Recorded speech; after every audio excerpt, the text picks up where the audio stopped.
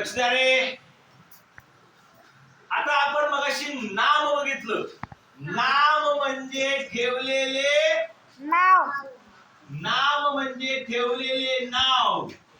आणि आता आपल्याला बघायचंय सर्वनाम. सर्वनाम म्हणजे ठेवलेल्या नावाला आपण दुसरा काहीतरी शब्द वापरतो, त्याला सर्वनाम म्हणतात. सर्वनाम म्हणजे काय बघा, इंग्लिश मध्ये आपलं सर्वनाम झालेलं आहे सगळं.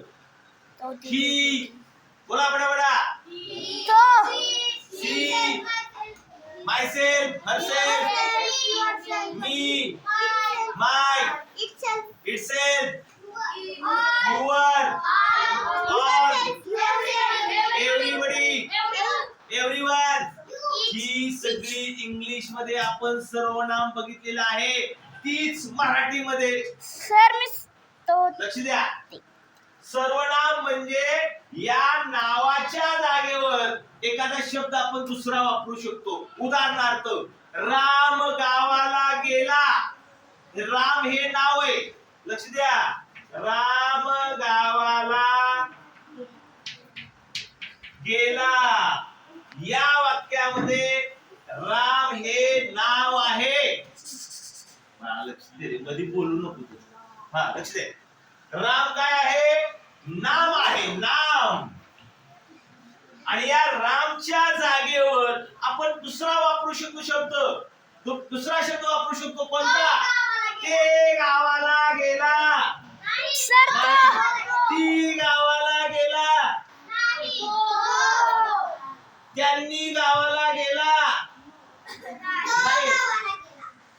तो गावाला गेला येऊ शकतो. तो गावाला गेला. तो राम गावाला. तो गावाला गेला. तो राम नाही, त्याच्या जागेवर आला पाहिजे. त्याच्या जागेवर तो गावाला गेला. आपण असं नाही म्हणणार सर्व गावाला गेले नाही, आम्ही गावाला गेलो नाही. याच्या जागेवर काय येतंय तेवढं ह्या वाक्या संदर्भात बघायचं आपल्याला. दुसरं वाक्य नाही घ्यायचं. या वाक्याच्या संदर्भामध्ये रामच्या जागेवर आपण तो गावाला गेला म्हणजे तो हा झाला सर्वनाम. सर्वनाम म्हणजे काय बाळा, लक्ष दे रे. तर त्याला घेऊन येऊ नको द्या.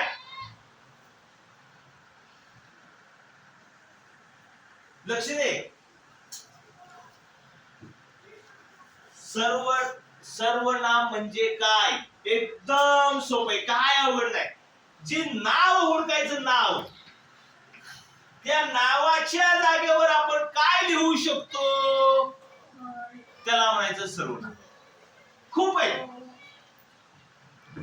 आता बघा, आता या ठिकाणी सीता, सीला दुसरी वेळा सीता व गीता गावाला गेल्या. आता या ठिकाणी दोन नाव आले. दोन नाव आहेत. दोन. सीता पण आहे आणि गीता पण आहे. या दोघींच्या जागेवर मिळून कोणता शब्द लिहावा लागेल? त्या गावाला गेल्या. बरोबर. म्हणजे त्या हा सुद्धा सर्वनाम आहे.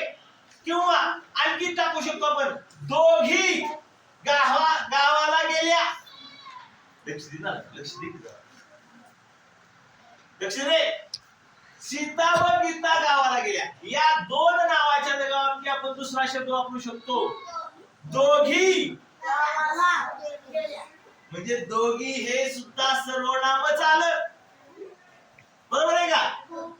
आणि सीता व गीताच्या मध्ये मी जर सीता असतो तर आम्ही असं म्हणत असतो आम्ही गावाला गेलो. आम्ही म्हणजे दोघी जणी आम्ही. बरोबर आहे की नाही? म्हणजे आम्ही हे सुद्धा सर्वनामच येत आहे.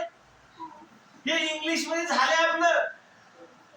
आम्ही, आपण, आमचे. मराठीत सांगायचं. मराठीत ते, त्यांनी, त्यांना, त्यांचे, हिचा, हिचे, स्वतःचे, माझे, मला, मी, त्याला, तिला.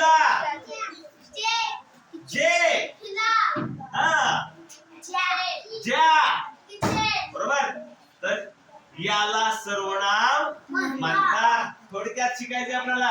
लक्ष रे. परत एकदा सांगतो एकदम सोपा आहे. परत असे पुढे आपल्याला प्रश्न येतीलच, त्यावेळेस पण आपण हे सर्वनाम थोडक्यात शिकणार आहे. मध्ये कोणतरी बोलतोय ना सारखंच, काय होतं? तूच मध्ये बोलतोय ना.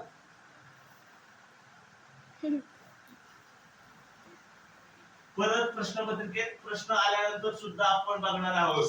परत एकदा सांगतो, नाम म्हणजे नाव म्हणजेच काय? ठेवलेलं नाव. कुणालाही, फुलांना, फळांना, पक्ष्यांना, नदीला, पाण्याला, झाडांना, वस्तूला, वाहनांना, माणसांना, ठिकाणांना, शहरांना, कशालाही ठेवलेल्या नावाला नाम असं म्हणतात. आणि सर्वनाम कशाला म्हणतात? जे काही नाव आहे त्या नावाच्या ऐवजी सारखं तेच नाव येण्यापेक्षा आपण त्याला दुसरं नाव ठेवू शकतो, त्याला सर्वनाम म्हणतात. उदाहरणार्थ, परीने आज अभ्यास केला नाही म्हणून परीने आज मार खाल्ला. परी रडत बसली. तिकडून तिचे वडील आले. त्यांनी परीला चॉकलेट दिले. मग परी हसायला लागली. परी उड्या मारू लागली. सारखं परी येते आहे की नाही? त्याच्याऐवजी आपण असं म्हणू शकतो, पहिल्यांदाच फक्त लिहायचं, परीने अभ्यास केला नाही. पहिल्यांदा लिहिलं परीने अभ्यास केला नाही. परत आपण सारखं परी बनायचं नाही, तिच्या जागेवर काहीतरी. म्हणून तिने मार खाल्ला. म्हणजे तिने काय आलं? तिने म्हणजे या परी या नावाच्या जागेवर आले. लक्ष दे. परीच्या नावाच्या जागेवर तिने मार खाल्ला. परत बोला पुढे. ती रडू लागली.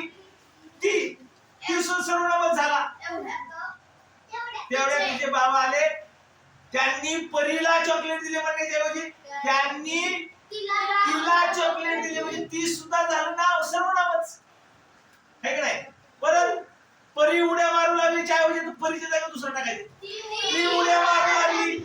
म्हणजे काय झालं बघा, सारखं नाव येण्यापेक्षा आपण त्या परी या नावाच्या जागेवर जो दुसरा शब्द लिहिलेला आहे त्याला म्हणतात सर्वनाम. समजलं का? हा, छान.